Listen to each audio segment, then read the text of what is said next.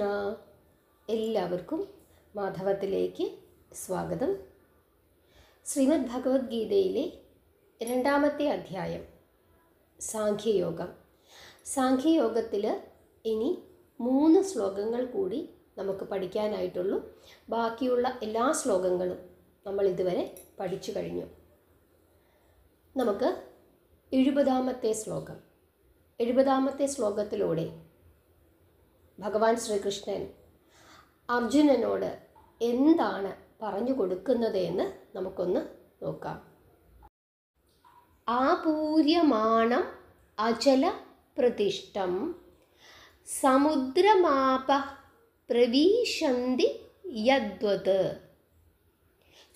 തദ്വത് കാമായം പ്രവിശന്തി survey സ ശാന്തിമാപ്നോതി ന കാമ കാമി.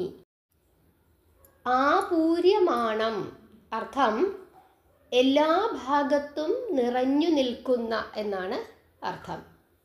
അചലപ്രതിഷ്ഠം എന്താണ്? ഇളക്കമില്ലാത്തത്. സമുദ്രമാപഹ അർത്ഥം സമുദ്രജലം. പ്രവിശന്തി പ്രവേശിക്കുന്നു. യദ്വത് എത്രത്തോളം. തദ്വത് അർത്ഥം അപ്രകാരം. കാമ ആഗ്രഹങ്ങൾ. യം ആരെ. പ്രവിശന്തി പ്രവേശിക്കുന്നു. സർവേ എല്ലാം. സഹ അവൻ. ശാന്തിമാപ്നോതി അർത്ഥം ശാന്തി പ്രാപിക്കുന്നു. ന ഇല്ല. കാമ കാമി അർത്ഥം ആഗ്രഹം പ്രകടമാക്കുക.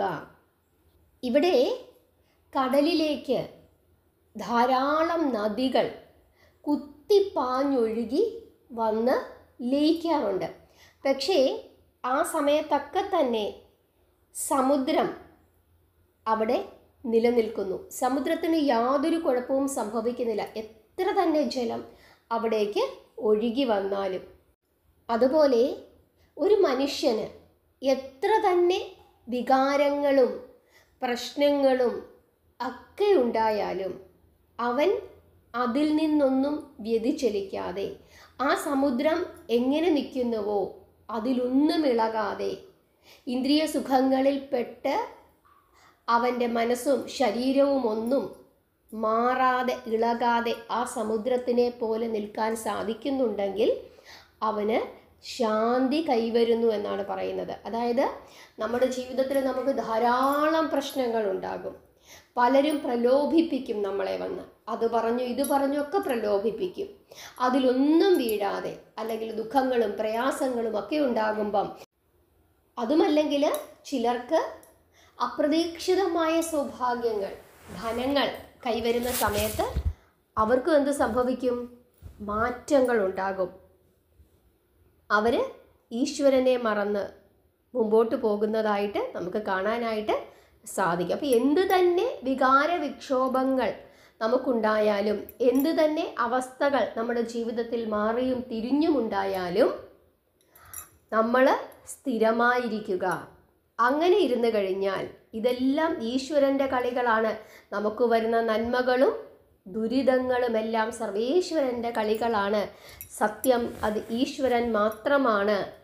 എല്ലാം ഭഗവാന്റെ കളികളാണ് എന്ന് മനസ്സിലാക്കി മനസ്സിനെ സമാധാനപ്പെടുത്തി ആ സമുദ്രത്തിനെ പോലെ ഇരിക്കണമെന്നാണ് പറയുന്നത്. അങ്ങനെ ഇരിക്കുന്ന ഒരു മനുഷ്യന് മാത്രമേ ശാന്തി ഉണ്ടാവുകയുള്ളൂ എന്ന് പറയുന്നു. അങ്ങനെയുള്ള ഒരു മനുഷ്യനാണ് സുദാമാവ് എന്ന് പറഞ്ഞ ഭഗവാന്റെ ഏറ്റവും അടുത്ത സുഹൃത്ത്. വിഹായ കാമാൻ യഹ സർവാൻ പുമാം ചരതി നിസ്പ്രവഹ നിർമ്മമോ നിരഹംകാരഃ സ ശാന്തി മതിഗച്ഛതി. വിഹായ അർത്ഥമെന്താണ്? ത്യജിക്കുക. കാമാൻ ആഗ്രഹങ്ങൾ. യഹ അത്. സർവാൻ എല്ലാം. പൂമാൻ എന്താണ്? മനുഷ്യൻ. ചരതി ചലിക്കുന്ന. നിസ്പ്രവഹ ആഗ്രഹങ്ങളില്ലാത്ത.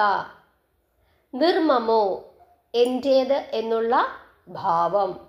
നിരഹങ്കാര അഹം ബുദ്ധിയില്ലാതെ, അതായത് നിരഹങ്കാര എന്ന് വെച്ചാൽ എന്താണ്?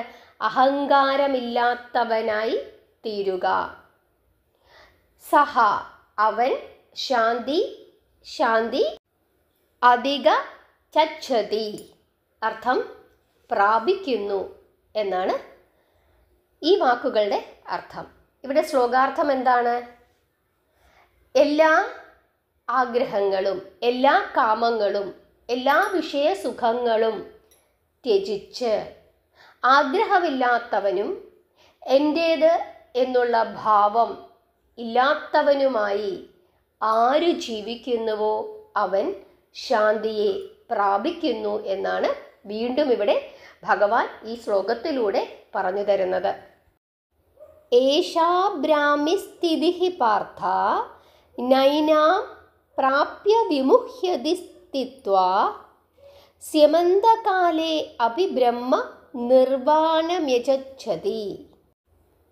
ഏഷ അർത്ഥം ഈ പറഞ്ഞത്, ബ്രാഹ്മി ബ്രഹ്മൻ, സ്ഥിതിഹി അവസ്ഥ, പാർത്ഥ അല്ലയോ അർജുന, നൈനാം ഇല്ല ഇത് എന്നാണ് അർത്ഥം.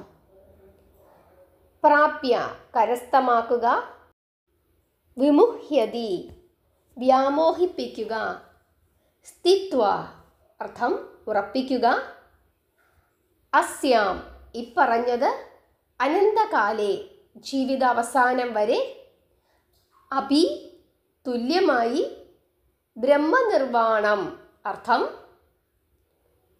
ബ്രഹ്മനിഷ്ഠ, മ്യജച്ഛതി അർത്ഥം പ്രാപിക്കുന്നു.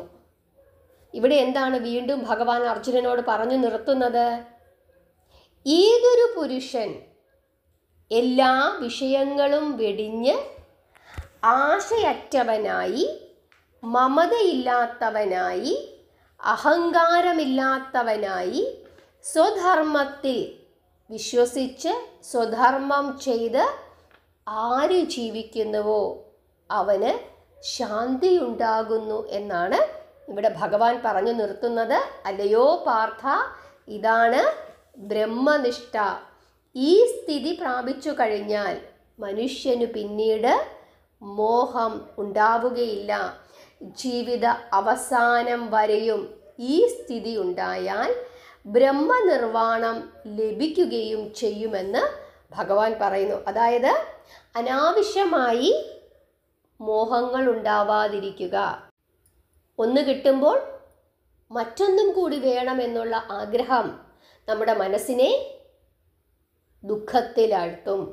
സുഖവും ദുഃഖവുമെല്ലാം ഈശ്വരൻ്റെ ഇച്ഛയാണ് എന്ന് കരുതി സന്തോഷത്തോടു കൂടി അതിനെ സ്വീകരിച്ചിട്ട് ദുഃഖങ്ങളിലാണ് നമ്മൾ ജീവിക്കുന്നതെങ്കിൽ ഭഗവാനോട് നിരന്തരം ഈ ദുഃഖങ്ങൾ സഹിക്കുവാൻ എനിക്ക് ശക്തി ഉണ്ടാകണമേ എന്ന് സർവേശ്വരനോട് പ്രാർത്ഥിച്ച്, ഈ ദുഃഖകാലത്ത് എൻ്റെ കൂടെ എപ്പോഴും അങ്ങ് ഉണ്ടാകണമേ എന്ന് സർവേശ്വരനോട് പ്രാർത്ഥിച്ച്, ഇനി സുഖകാലമാണെങ്കിൽ ഒരിക്കലും മനസ്സിൽ അഹങ്കാരം ഉണ്ടാകരുതേ, ഈ സമയത്തും അങ്ങ് എൻ്റെ കൂടെ ഉണ്ടാകണമേ എന്ന് പ്രാർത്ഥിച്ച്, എല്ലാ അവസ്ഥകളും ഒരുപോലെ കണ്ട് എല്ലാം സർവേശ്വരൻ്റെ അനുഗ്രഹമാണ്, സർവേശ്വരൻ്റെ ഇച്ഛ അനുസരിച്ചിട്ടാണ് കാര്യങ്ങൾ നടക്കുന്നത്, സത്യം അത് ഭഗവാൻ മാത്രമാണ് എന്ന് വിശ്വസിച്ച് മുമ്പോട്ട് പോയാൽ ശാന്തി ലഭിക്കും, സമാധാനം ലഭിക്കും എന്നാണ് പറയുന്നത്. നമ്മൾ വിചാരിക്കും നമുക്ക് വലിയ ദുഃഖം ഭഗവാൻ തന്നു എന്ന്. എനിക്കും അങ്ങനെ തോന്നിയിട്ടുണ്ട്. എന്തിനാണ് സർവേശ്വര എനിക്ക് ഇത്രയും വലിയ പ്രശ്നങ്ങളും ദുഃഖങ്ങളുമൊക്കെ അവിടുന്ന് നൽകുന്നത്? ഞാൻ എന്തു തെറ്റു ചെയ്തിട്ടാണ്? നിരന്തരം ഒന്നിനുമേൽ ഒന്നായി ദുഃഖങ്ങൾ മാത്രം നൽകുന്നു. എന്താണ് ഞാൻ ചെയ്ത തെറ്റ് എന്ന് ഞാനും ആലോചിച്ചിട്ടുണ്ട്. എന്നെപ്പോലെ തന്നെ നിങ്ങളും ആലോചിച്ചിട്ടുണ്ടാകും. പലതും നമ്മുടെ കൈകളിൽ നിന്നും നഷ്ടപ്പെട്ടു പോകുന്നതായിട്ട് നമുക്ക് അറിയാൻ സാധിക്കുന്നു. പിന്നീട് ഈശ്വരനെ മനസ്സിലാക്കി കഴിയുമ്പോഴാണ് എന്തിനു വേണ്ടിയിട്ടാണ് ഭഗവാൻ ഈ ദുഃഖങ്ങൾ എനിക്ക് തന്നത്, എന്തിനു വേണ്ടിയിട്ടാണ് എന്നിൽ നിന്നും ചിലരെയൊക്കെ ഒഴിവാക്കി വിട്ടത്, എനിക്ക് ചില കാര്യങ്ങൾ നൽകാതിരുന്നത്, അതൊക്കെ എന്തിനു വേണ്ടിയിട്ടാണ് എന്ന് പിന്നീട് തിരിച്ചറിയാൻ സാധിക്കുമ്പോഴാണ് ഭഗവാന്റെ കാരുണ്യം എൻ്റെ മേൽ എത്രത്തോളം ഉണ്ടായിരുന്നു എന്ന് മനസ്സിലാക്കാനായിട്ട് നമുക്ക് ഓരോരുത്തർക്കും കഴിയുന്നത്. കാരണം നമ്മൾ ഒരു മായാലോകത്തിലാണ്. അപ്പോൾ നമ്മൾ വിചാരിക്കും, അയ്യോ അവരെന്നോട് അത് പറഞ്ഞില്ലല്ലോ, അവരെന്നെ അങ്ങനെ സ്നേഹിച്ചില്ലല്ലോ, അവരെനിക്കത് തന്നില്ലല്ലോ, അവരെന്നെ വിട്ടു പോയല്ലോ, അവരെന്നെ ഉപേക്ഷിച്ചല്ലോ, ഇങ്ങനെയൊക്കെ നമുക്ക് തോന്നും. അത് മായയുടെ ചില കളികളാണ്. നമ്മളെ ഭഗവാൻ ഈ ഭൂമിയിലേക്ക് അയച്ചത് അങ്ങനെ അവിടെ ഇവിടെയൊന്നും ചുറ്റിത്തിരിഞ്ഞ് നടക്കാൻ വേണ്ടിയിട്ടല്ല. നഷ്ടപ്പെട്ടതൊക്കെ അത് നഷ്ടപ്പെടാനുള്ളതാണ്.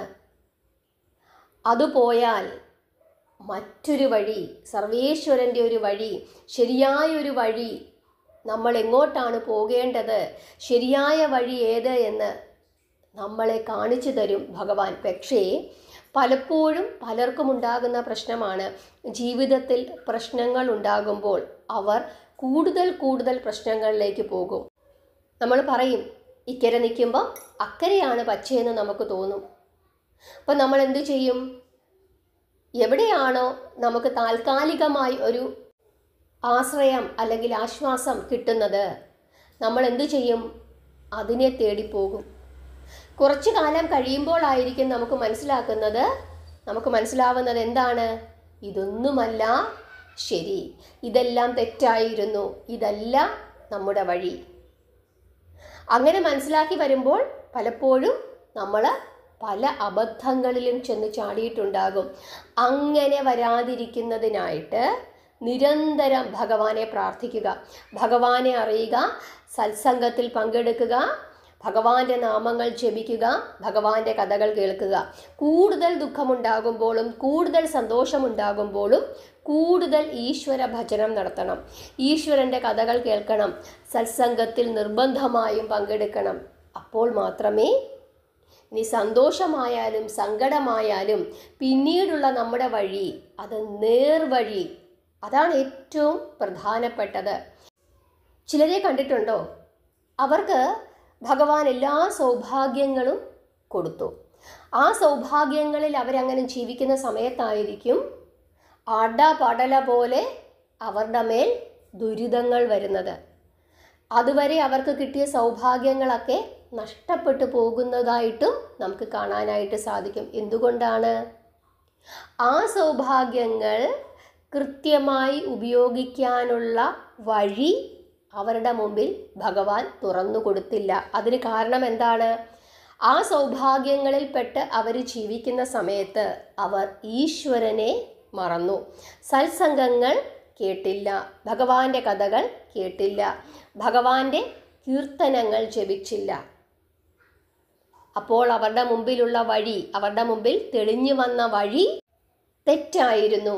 തെറ്റായ തീരുമാനങ്ങൾ അവർ പലപ്പോഴും എടുത്തിരുന്നു. അതുകൊണ്ടാണ് അവരുടെ സൗഭാഗ്യങ്ങൾ നഷ്ടപ്പെട്ടു പോയത്. ദുഃഖം വരുമ്പോഴും അങ്ങനെ തന്നെയാകണം. മനുഷ്യരെ ആശ്രയിക്കാം, പക്ഷെ നല്ല മനുഷ്യരെ ആശ്രയിക്കണം. നല്ല മാർഗങ്ങളിലേക്ക് നമ്മൾ പോകണം. നമുക്ക് എങ്ങനെ മനസ്സിലാകും ഇവർ നല്ലതാണോ ചീത്തയാണോ എന്ന്? അത് മനസ്സിലാക്കി തരുന്നത് ആരാണ്? ഭഗവാനാണ്. നിരന്തരം നാമം ജപിച്ച് ഭഗവാനോട് ചേർന്നിരുന്നു കഴിഞ്ഞാൽ ചില സൂചനകൾ ഭഗവാൻ നമുക്ക് നൽകും. ആ സൂചനകൾ മനസ്സിലാക്കി മുമ്പോട്ട് പോയാൽ നമ്മുടെ ജീവിതത്തിൽ എന്നും ശാന്തിയും സമാധാനവും ഉണ്ടാകും. ഇതിനു വേണ്ടിയിട്ടാണ് നിരന്തരം നാമം ജപിക്കണമെന്ന് പറയുന്നത്, സത്സംഗങ്ങളിൽ പങ്കെടുക്കണമെന്ന് പറയുന്നത്, ഭഗവാന്റെ കഥകൾ നിരന്തരം കേൾക്കണമെന്ന് പറയുന്നത്, സദാ ഭഗവാനെ ധ്യാനിച്ചു കഴിയണമെന്ന് പറയുന്നത്. നിങ്ങൾക്ക് മനസ്സിലായി എന്ന് വിശ്വസിക്കുന്നു. ഭഗവാനെ സ്നേഹിക്കുക, ഭഗവാന്റെ കൂടെ നിരന്തരം സഞ്ചരിക്കുന്നതിനായി ശ്രമിക്കുക. ഇതോടുകൂടി രണ്ടാമത്തെ അധ്യായം, ശ്രീമദ് ഭഗവത്ഗീതയിലെ രണ്ടാമത്തെ അധ്യായം അവസാനിച്ചിരിക്കുന്നു. ഇനി അടുത്ത അധ്യായം, അതായത് മൂന്നാമത്തെ അധ്യായം കർമ്മയോഗമാണ്. വളരെ വളരെ പ്രധാനപ്പെട്ട ഒരു അധ്യായമാണ്. എല്ലാവരും തന്നെ ഭഗവത്ഗീതയിലെ ക്ലാസ്സുകൾ കേൾക്കണം. നിങ്ങൾക്ക് മനസ്സിലായി എന്ന് വിശ്വസിക്കുന്നു. പ്രത്യേകം ഒരു പ്ലേലിസ്റ്റായിട്ട് ഭഗവത്ഗീത എന്ന ഒരു പേരിൽ പ്ലേലിസ്റ്റായിട്ട് നമ്മുടെ ചാനലിൽ ഇട്ടിട്ടുണ്ട്. കേൾക്കാത്ത എല്ലാവരും തന്നെ ഓരോന്നോരോന്നായി എടുത്ത് ഇടയ്ക്കിടയ്ക്ക് കേട്ട് പഠിച്ച് മനസ്സിലാക്കണം. നാമം ജപിക്കുക, പ്രാർത്ഥിക്കുക. ഹരേ കൃഷ്ണ.